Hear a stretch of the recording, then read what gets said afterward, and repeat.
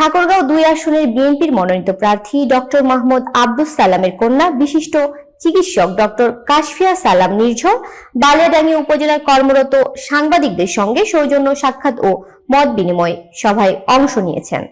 সভাটি বালিয়াডাঙ্গি উপজেলার অস্থায়ী প্রেস ক্লাবের হলরুমে অনুষ্ঠিত হয়। এতে উপজেলার বিভিন্ন প্রিন্ট, ইলেকট্রনিক্স ও অনলাইন গণমাধ্যমের সাংবাদিকরা উপস্থিত ছিলেন। বালিয়াডাঙ্গি প্রতিনিধি মোহাম্মদ কামাল উদ্দিনের তথ্যচিত্রে বিস্তারিত। সভায় শুরুতেই ডক্টর কাশফিয়া সালাম সাংবাদিকদের সঙ্গে কুশল বিনিময় করেন এবং তাদের পেশাগত দায়িত্ব ও ভূমিকার প্রতি শ্রদ্ধা জানান। তিনি বলেন, গণমাধ্যম সমাজে সত্য ও বস্তুনিষ্ঠ সংবাদ পরিবেশনের মাধ্যমে জনগণের অধিকার নিশ্চিত করে এবং সমাজের ইতিবাচক পরিবর্তনে গুরুত্বপূর্ণ ভূমিকা পালন করে।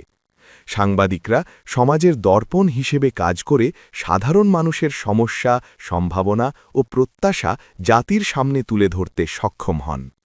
মত বিনিময় সভায় স্থানীয় বিভিন্ন সামাজিক, শিক্ষা, স্বাস্থ্য ও উন্নয়নমূলক বিষয়ে আলোচনা হয়।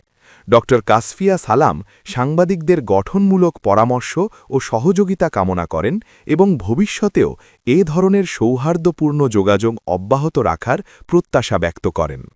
উপস্থিত সাংবাদিকরাও তাদের বক্তব্যে জনস্বার্থে বস্তুনিষ্ঠ ও নিরপেক্ষ সংবাদ পরিবেশনের অঙ্গীকার পুনর্ব্যক্ত করেন। সভাটি সাংবাদিক ও অতিথিদের মধ্যে পারস্পরিক বোঝাপড়া ও সহযোগিতার ক্ষেত্র আরও সুদৃঢ় করবে বলে আশা প্রকাশ করা হয়।